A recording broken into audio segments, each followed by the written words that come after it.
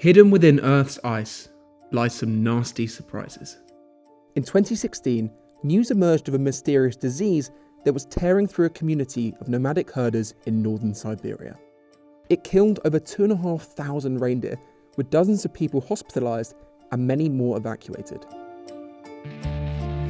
The cause was anthrax, ancient anthrax, because the outbreak had been triggered by spores of the disease that had somehow managed to survive for decades in a deer carcass buried deep within the permafrost.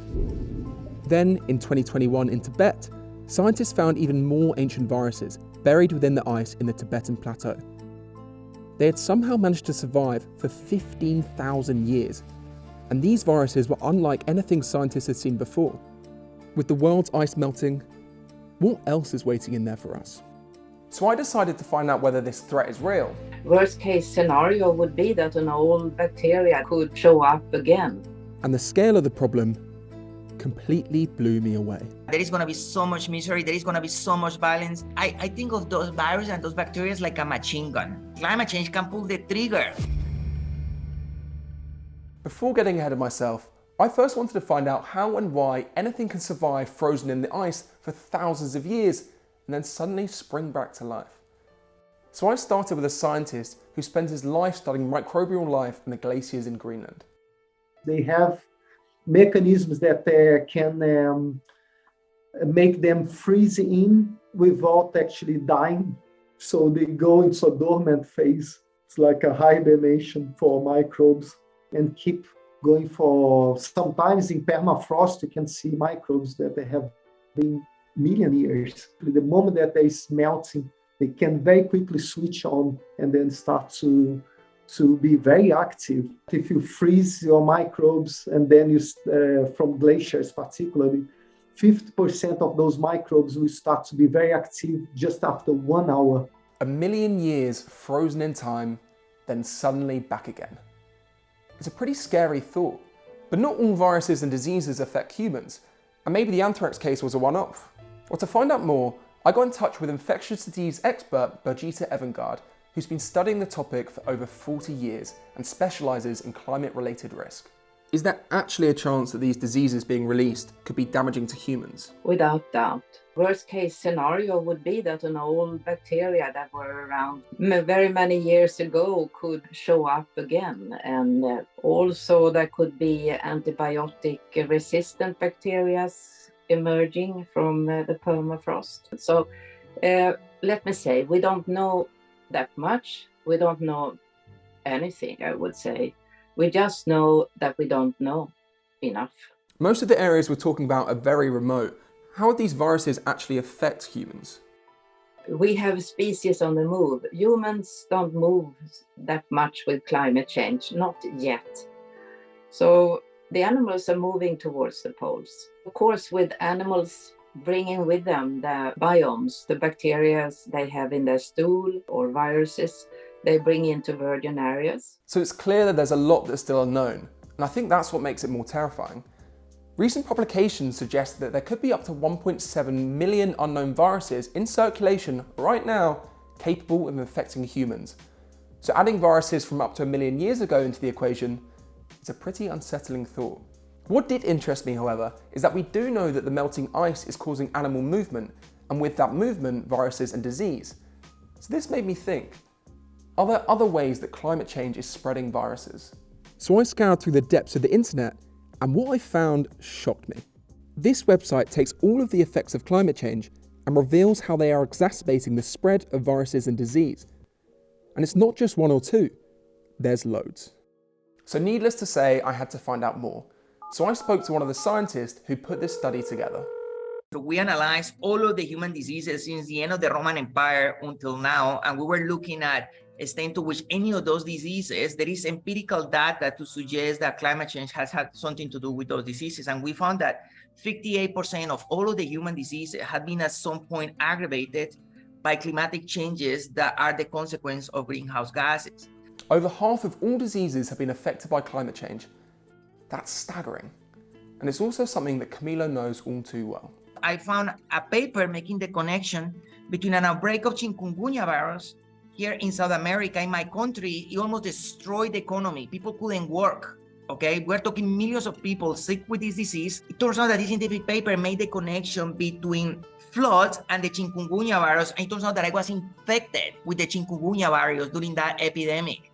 I remember myself wanting to die during that week. My skin is full of blisters. I wanted to pull off my skin out of how much pain I was during that week. This one outbreak was caused by massive floods that caused a spike on the mosquito populations.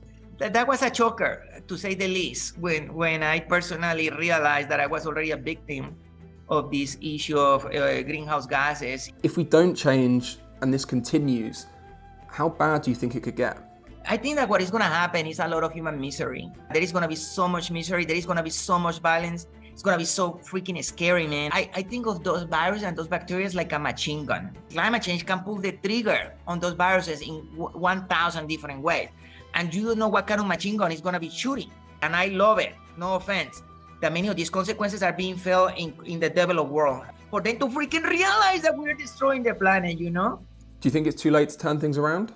I don't think it's too late, man. I refuse to think that it's too late. You can imagine in 100 years' time, the history books looking at the misery that we left for them, saying that it was us, the ones that we failed.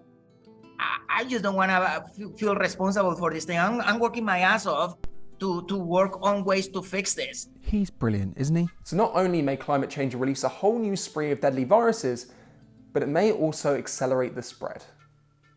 Great. Just as I thought it was all doom and gloom, Alex got back in touch as he thought I might be interested in an area of his work that might suggest that viruses being revealed on the ice might actually help to slow down the melting of the ice caps by stopping algae. So of course, I had to hear more. There's so much life on the ice, more than you expect. But one particular type of life is the growth of algae that grows on the ice. And these algae is extremely dark and pigmented. Because they are dark, they also end up melting the ice. And part of that growth is because of climate change. I would say that it's about 10% more ice is melting just because of the biological presence of the algae. It's equivalent of every year another 4 million Olympic-sized swimming pools of water coming out from Greenland, basically. In a bewildering turn of events, Alex's research suggests that viruses could actually be the key to slowing down this phenomena. Just like they infect humans and then they are negative to humans, they can be negative to the other organisms that they are infecting. So they actually could potentially be a control of the biomass growth of this dark pigmented algae. From our perspective, it actually has a positive impact on the climate problematic organism. So in layman's terms, viruses are actually helping to reduce the effects of climate change? Potentially, in that particular situation, yes. Yeah. Well, that took a twist. It's almost easy to personify these viruses as these evil organisms out to get us. But as you just heard, in some scenarios, they're actually vital in order to maintain the delicate balance of nature. It's only when we intervene by warming up the planet that suddenly this balance gets tilted. So not all viruses are bad, but we only have to look at COVID to realize how quickly these things can spiral out of control. And the worrying thing for me is neither Camilo, Birgitta, or Alex deny that things can get a lot worse. So how do we stop it?